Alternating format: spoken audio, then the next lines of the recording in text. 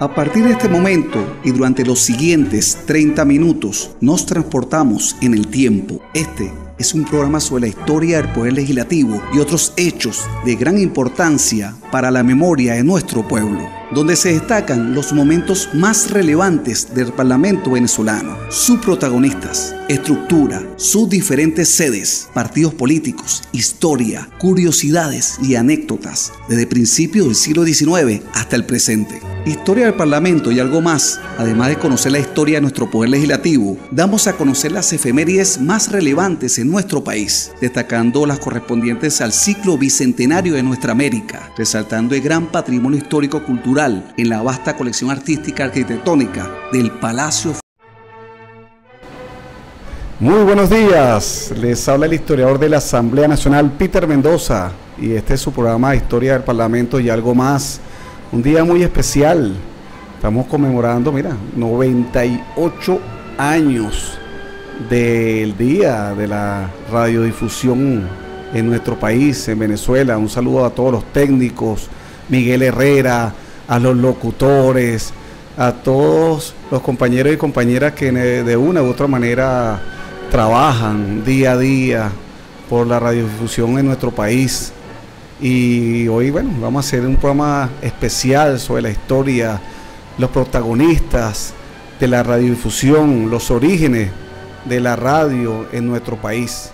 Y como todos los lunes me encuentro en compañía de la locutora certificada de la Asamblea Nacional y también de la Universidad Central de Venezuela, Carolina Caballero. ¿Cómo está, Carolina? Gracias.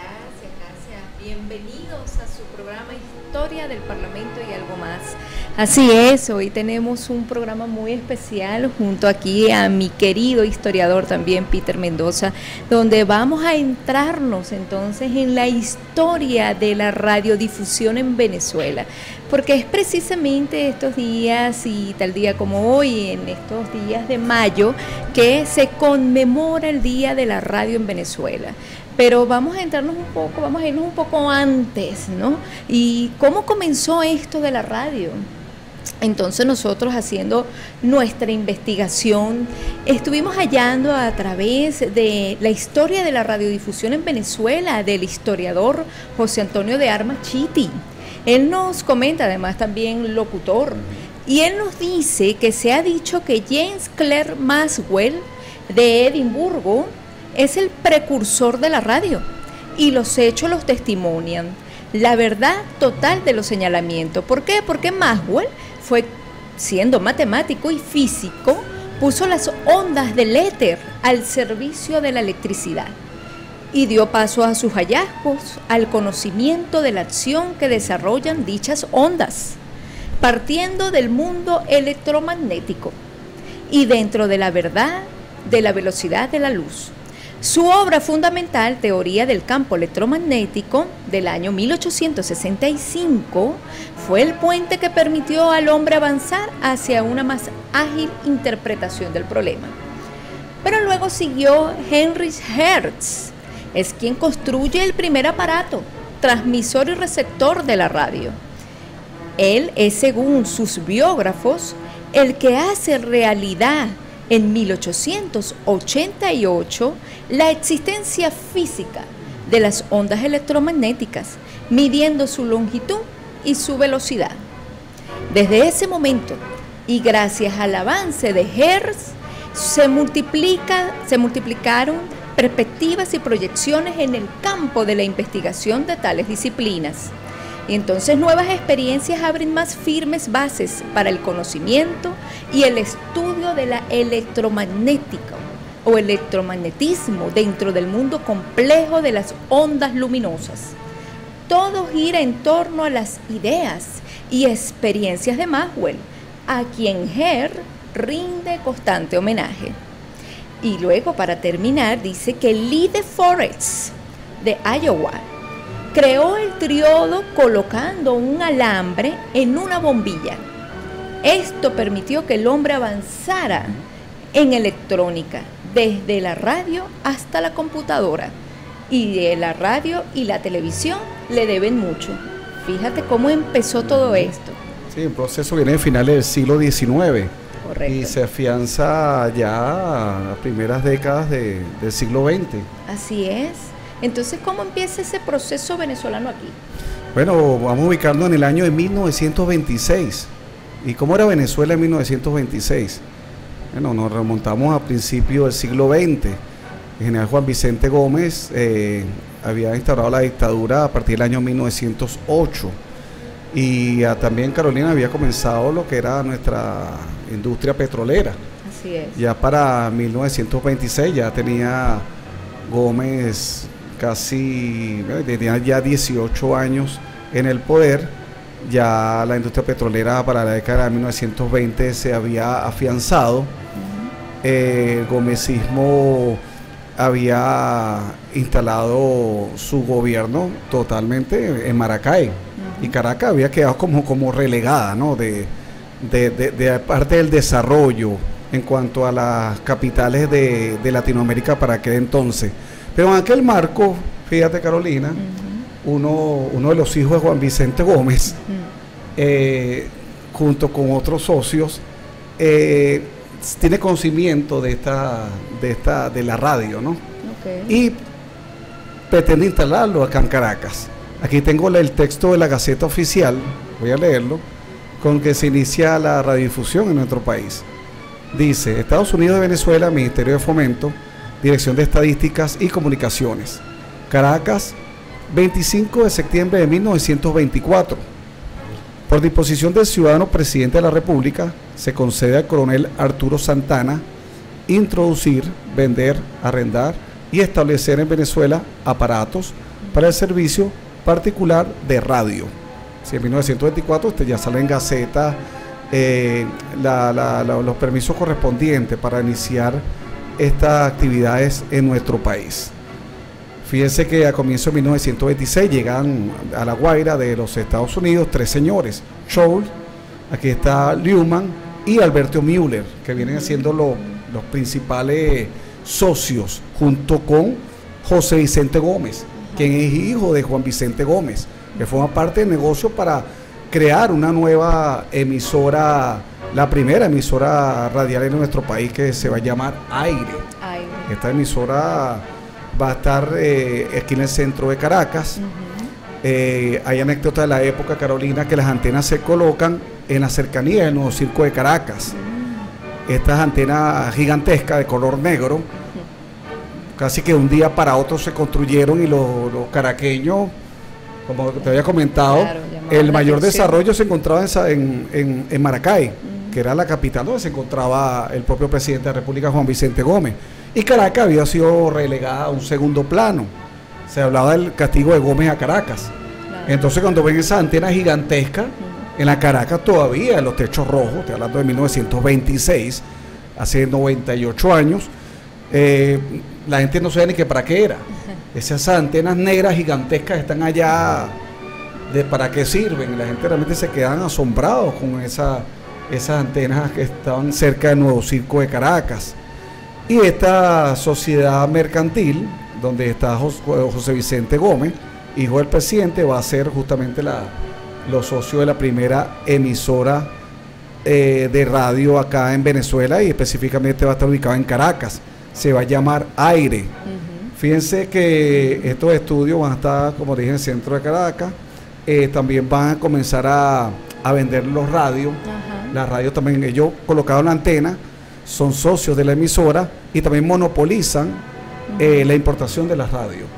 Estas radios van a estar a la venta aquí mismo, de Sociedad, en la esquina de Sociedad, acá en el centro de Caracas, aquí a pocas cuadras. Fue visto como un ímpetu de negocio, ¿no? Sí, fue un ímpetu de negocio. Ellos traían la radio, había que llevar una planilla, claro, con tu nombre completo, y también tiene que decir en qué casa, en qué lugar iban a instalar la radio. Claro. Existía un control al respecto. Claro. Este monopolio se va a romper rápidamente, Carolina. ¿Sabe por qué? Porque empieza contrabando, empieza a llegar de contrabando, claro, la radio. Y un dato interesante: los venezolanos desarmaron la radio y empezaron a ver, mira, esto lo puedo hacer yo. Y empezaron a hacer radio casera en sus propias casas. Entonces esto formó parte también de de que la emisora Aire durara de 1926 al año de 1928, porque ellos también cobraban una suscripción, ¿no? Claro. De aquellos operarios de radio, porque quien tenía radio tenía que pagarle a la emisora. Y a los caraqueños y los venezolanos, al hacer su propia radio, y también el contrabando, hizo que lamentablemente quebrara esta primera iniciativa. Va a durar 2 años, en 1926 a 1928. Nuestro primer ensayo. Sí, tengo entendido que en esta emisora se leían las noticias de la época, se ponían algunas músicas tipo pianolas, eran la música que se escuchaba, y incluso hasta algunos programas de humor radial, ¿no? Hasta algunos llegué a saber que, bueno, fue una emisora que, como dices, apenas duró 2 años, pero no hay duda que dio el inicio de esto la importancia de lo que era la radio, y más para ese entonces, como dices tú, la Caracas de los techos rojos, para una Venezuela que todavía era muy rural y fíjate, se estaba desarrollando. Sí. La primera transmisión fue un día, un 23 de mayo de 1926. Imagínate. Y esa primera emisión, esa primera radiodifusión de Venezuela, mira, en la emisora se llegó una banda marcial del ejército venezolano y tocó el himno nacional, el Gloria al Bravo Pueblo, y fue la primera transmisión fíjate qué para nuestro país y para Caracas. Bueno, fíjate que, bueno, sí, efectivamente, eso dura hasta 1928, la emisora Aire, pero luego va a llegar la iniciativa privada, y eso va a llegar a través de Broadcasting Caracas. Dice que 2 años después de desaparecer Aire, nace en Venezuela una nueva estación de radio y se llama la Broadcasting de Caracas. En esta oportunidad la aventura tiene unas bases firmes y unas asignaciones más concretas. Entonces, cuando nace este producto a través de la iniciativa privada. Más o menos como es la historia de Broadcasting Venezuela. Nos dice que prácticamente, en este caso, el señor Anzola tiene en sus manos al empresario capaz de acometer la instalación de esta emisora.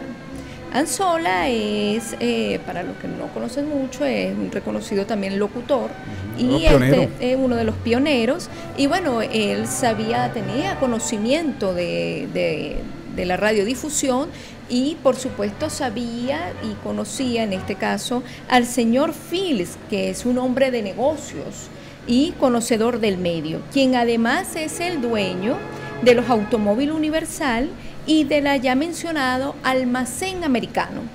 Entonces allí están los radioreceptores, los discos y los aparatos reproductores, las máquinas de escribir, las refrigeradoras Fryer, las plantas eléctricas de Elco, los automóviles y camiones Ford. Entusiasmado con la idea de Anzola, Fields acepta la proposición y decide instalar una emisora exclusivamente comercial. Así William Fields y Edgar Anzola y Ricardo Espina se unen para fundarla. Después de un arduo trabajo se tiene todo listo para que Broadcasting Caracas salga al aire. Se realizan cuidadosas pruebas para determinar que todos los equipos funcionen a cabalidad. 2 de estas pruebas tienen singular importancia y una se realiza el 9 de diciembre de 1930 desde la Plaza del Teatro Nacional con motivo de inaugurarse la estatua de Henry Clay, dándose así la primera transmisión en remoto en Venezuela. Fíjate qué interesante. Oye, fíjate que estamos hablando de diciembre del año 1930, estamos en el marco de los actos conmemorativos con el primer centenario de la muerte de nuestro libertador Simón Bolívar. Fíjate. Nosotros nos vamos al corte y vamos a continuar luego hablando de este interesante tema.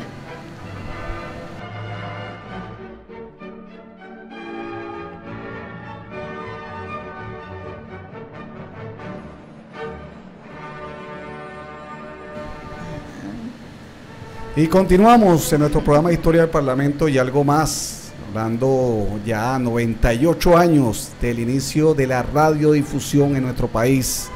Y bueno, estamos hablando de los pioneros también, Carolina, William H. Phelps Jr., Edgar Anzola, Alfredo Cortina, Luis Alfonso Larraín y Abelardo Rein. Fíjate, Luis Alfonso Larraín es el Glenn Miller venezolano, ese hombre de las grandes orquestas. De hecho, las orquestas cuando iban a la radio se presentaban en vivo, eso era todo un espectáculo. Todo un espectáculo. Entonces, cuando la gente sintonizaba, escuchaba esas orquestas en vivo. Y existían invitados especiales del pueblo que podían entrar a las emisoras de radio y podían ver a sus ídolos que están allí tocando en vivo. Luis Alfonso Larraín, como le comentaba, es el Glenn Miller venezolano. Sí. Es una orquesta de gran ascendencia, gran tradición en nuestro país. Además que era todo un acontecimiento, ¿no?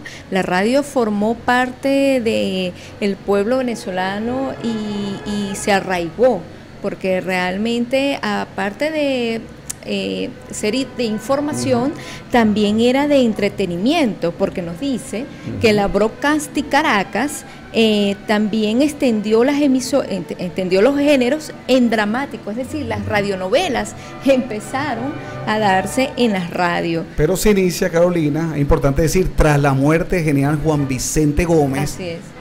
Ya él fallece el 17 de diciembre de 1935. A partir de 1936 comienza la era dorada. Correcto. La edad dorada de la radio en Venezuela. De hecho, en 1935, la Broadcasting Venezuela se transforma en Radio Caracas Radio. A partir del 6 de junio de 1934 se crea La Voz de Carabobo. Por eso esta fecha también, 6 de junio, es una fecha muy emblemática también para la radiodifusión en Venezuela. Comienza a fundarse emisoras en las principales ciudades de Venezuela, por ejemplo. Le siguieron las ondas populares el 10 de febrero de 1935, las emisoras unidas el 16 de febrero de 1935 y la famosa La Voz del Táchira, o la Radio Táchira, que se fundó precisamente el 15 de noviembre de 1935. Entonces también nos dice que en 1936 se aprueba el primer marco jurídico, ¿ok?, para la radio, y no es sino hasta 1940 cuando se deroga esta ley de telecomunicaciones para, bueno, darle un mejor amplitud jurídico a la radiodifusión, a la radio en Venezuela. Tal es la importancia de la radio para el nuevo gobierno que se inicia tras la muerte de general Juan Vicente Gómez, que el propio doctor Rafael Caldera, en una entrevista a Carolina, joven para 1935, principio de 1936, él en su casa sintonizando, escucha al ronquito Eleazar López Contreras, presidente de la República, y él dice, el presidente está en la radio. O sea, eso nunca había pasado. Juan Vicente Gómez, por supuesto, por ser un hombre del siglo XIX, en el siglo XX, y por su avanzada edad, y por estar confinado en la ciudad de Maracay, sí, y muchas veces en San Juan de los Morros, nunca habló en la radio, nunca se escuchó a voz, poco, solamente sus más allegados colaboradores y familiares escuchaban la voz del general Gómez. Y en este momento hay un nuevo gobierno y escuchan al presidente, como dice el doctor Caldera en la entrevista, el presidente está hablando en la radio, una cosa inédita. Y eso, el presidente está hablando en la radio, Eleazar López Contreras, justamente está dando el símbolo, la simbología que está comenzando una nueva era para el país, para la radio en Venezuela durante un reinado que durará décadas. Así es. Y bueno, si seguimos la década de 1940, que es la época dorada, Carolina, en la radiodifusión venezolana, Lavillos Caracas Boys estaba en las emisoras radiales, como tú dices, tocando en vivo, todo un acontecimiento. Luis Alfonso Larraín también, Larraín, sí. Ya hacia 1949 se encuentra también Radio Rumbos, otra emisora sí, de gran trascendencia en nuestro país. Jóvenes talentosos inician ya su carrera musical, como un vecino acá de San Juan, un joven se llamó Alfredo Sánchez Luna, el siempre recordado Alfredo Sadel, inició en la radioemisora caraqueñas. Y en fin, viene la década de 1950. Qué interesante. Un dato, antes de irme más a la década de 50, un dato interesante, también los acontecimientos políticos más importantes. Fíjate, el 18 de octubre de 1945, la radio tuvieron un papel importante en estos acontecimientos que dieron con el derrocamiento del presidente Isaías Medina Angarita. De hecho, una de las emisoras donde los rebeldes capturan la emisora y empiezan a dar información en contra del gobierno del presidente Medina, es recuperada por el Partido Comunista. Fíjate, es recuperada para callar esta voz de los rebeldes. Sabemos que posteriormente el presidente Medina Angarita va a ser derrocado, pero fíjate que jugó un papel estratégico en los acontecimientos históricos. Y también me aseguró Renio Tolina. Renio Tolina había iniciado en la radio a principios de 1940, a finales de los 30, pero el hombre no tenía el certificado de locutor. Y cuando tiene el certificado de locutor, viene el acontecimiento del 18 de octubre de 45. Y tiene que esperar al año siguiente, 1946, para buscar su certificado. Fíjate, esas son anécdotas muy interesantes de la radiodifusión venezolana, que te acabas de nombrar a Renio Tolina. Renio Tolina viene siendo, mira, el número uno de la televisión, y considero que es el número uno también de la radio. Excelente, siempre se destacó por su profesionalismo y su sensibilidad social y altos niveles de ética, y realmente destacó muchísimo.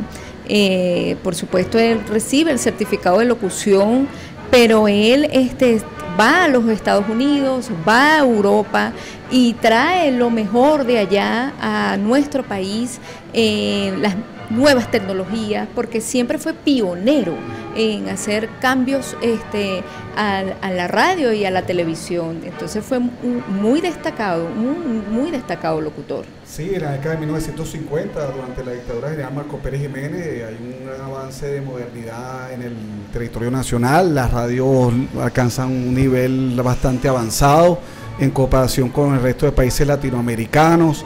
Allí, además de Renio Tolina, otros grandes pioneros van a empezar a surgir, irrumpir en la radiodifusión venezolana.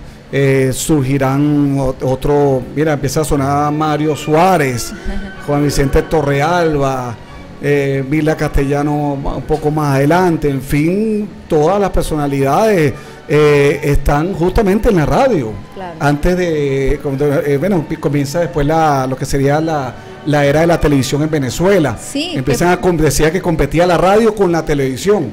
Y fíjate que coexistieron, y todavía coexiste perfectamente esta simbiosis. Precisamente había también leído que a la llegada de la televisión puso a temblar un poco la radio, pero la radio vuelve a agarrar auge mucho más fuerte en los años 70. Y en los 60, a partir de los 60. Sí, pero cuando llega los dispositivos en los automóviles. También. Y entonces empieza a sonar muchísimo más la radio, empieza a tomar nuevamente auge. Fíjate, no quiero dejar pasar algo que es muy importante, que es la primera locutora en Venezuela. Ella se llama Cecilia Elena Martínez Mendoza, la famosa Cecilia Martínez. Ella nace en Caracas el 24 de noviembre de 1913 y falleció el 25 de septiembre del 2015. Y ella fue la primera locutora de Venezuela y fue un ícono en la radio y en la televisión de nuestro país. Su irrupción en los medios de comunicación en los inicios del siglo XX sirvió de inspiración a la mujer venezolana y dio inicio a una reciente participación femenina en la televisión y en las radios nacionales. Así que nos dice que su carrera alcanzó más de 70 años. Duró más de 70 años en los medios de comunicación en Venezuela. Además de ser la primera locutora de radio, también fue conductora de programas de televisión de gran sintonía y fue muy famosa por ser actriz en las radionovelas. Las radionovelas. Fíjate, sí, y la primera cantante jingle para publicitario para la radio venezolana.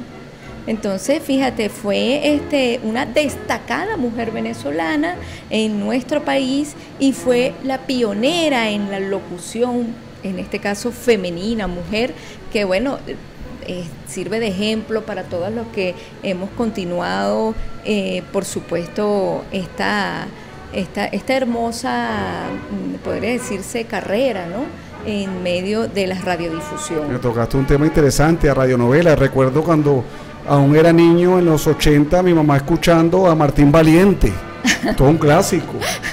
Y escuchaba a Martín Valiente y en las mañanas mi madre se colocaba a escuchar a Martín Valiente. Bueno, y uno haciendo las tareas como que no queriendo la cosa, uno escuchaba. Y también la creatividad, el compañero Miguel Herrera, para la radio de la época, donde no existían estos tipos de dispositivos de esos fondos musicales, hechos ya por supuesto por las computadoras, sino el caballo colocado en una madera galopando, el disparo, claro, colocaban con una especie de latón, la lluvia, o sea, el ingenio, ¿no?, de esos pioneros de la radio, para darle los diferentes sonidos de una manera manual a esta radionovela y a la radio en general. También Delio Amado León. También es importante la radio de Carolina para el deporte nacional. Sí, y el boxeo, el béisbol, todo, el Caracas Magallanes, los grandes campeonatos nacionales venezolanos, el boxeo, el hipismo. Así es. O sea, está arraigado en nuestro ADN como ciudadanos, como pueblo venezolano. Iván Locher también hay que recordar, es uno de los más grandes. Y Porfirio Torres, nuestro insólito universo. Nuestro insólito universo. Grandes voces que son referencia obligatoria para todos aquellos que se dedican al negocio, a la vocación de la radiodifusión en nuestro país. Y bueno, ¿cómo olvidarlo? Nuestro insólito universo. A principios de los 80, Carolina, viene también de AM, pasa a FM, a partir de 1988. Ya en estéreo, lo que es la radiodifusión venezolana. Me acuerdo la 750, 92.9, muchas emisoras. A partir del año 1991 se crea Conatel. Claro. Importante también destacar todo lo que fue la fundación para la reglamentación de la radiodifusión en nuestro país. Es correcto, porque empezaron también las radios, fueron muchas emisoras de radio, entonces empezaron a concatenarse, ¿no?, en emisoras más grandes, ¿no? Entonces de ahí parte de lo que dices tú, ¿no? Está por lo menos la Romántica, están las diferentes emisoras que agrupan otras, los circuitos, correcto, los circuitos radiales. Y a partir del año 2002, correcto, se da un cuerpo legislativo, la Asamblea Nacional. Así es. Le da aprobó el reglamento de la radiodifusión sonora y televisión abierta de la comunitaria del servicio público. Eso es muy importante porque eso es un gran avance que se da también para democratizar mucho más el tema de la radiodifusión, y bueno, también compete a la televisión. Es sin fines de lucro y es con el fin de brindar a los medios comunitarios y alternativos una base formal sobre el cual operar. Sí, las radios comunitarias se han expandido a lo ancho y largo del territorio nacional, con una gran diversidad de programación cultural, de opinión, musical, de entretenimiento, en fin, para escuchar y ser un portal para las voces de las comunidades en nuestro país. Gran importancia. Así es. Bueno, mira, hemos dado todo un gran resumen sobre la historia de la radiodifusión en Venezuela. Realmente, bueno, no hemos querido dejar pasar a esos locutores importantes de la radio de nuestro país, que hacen, bueno, un gran trabajo. Sí, son inmortales. Sí, pasan a la historia de nuestro país. También, por supuesto, todo lo que hay de trabajo detrás de la radio que muchos no ven, los operadores que siempre están allí, también dando lo mejor de sí para que, bueno, la radio sea siempre una fuente de comunicación útil e informativa y también de entretenimiento. Así que ha sido toda una sobreviviente la radio y seguirá así por muchos años más. Bueno, nos despedimos. Hemos terminado. Gracias por escucharnos y estar aquí en Historia del Parlamento y algo más. Se despide la locutora Carolina Caballero. Un placer. Y Historiador Peter Mendoza de la Asamblea Nacional se despide para ustedes. Hasta la próxima. Gracias. De esta manera hemos llegado al final de Historia del Parlamento y algo más, un libro abierto al pasado y presente del Poder Legislativo y otros acontecimientos relevantes para la memoria de nuestro país.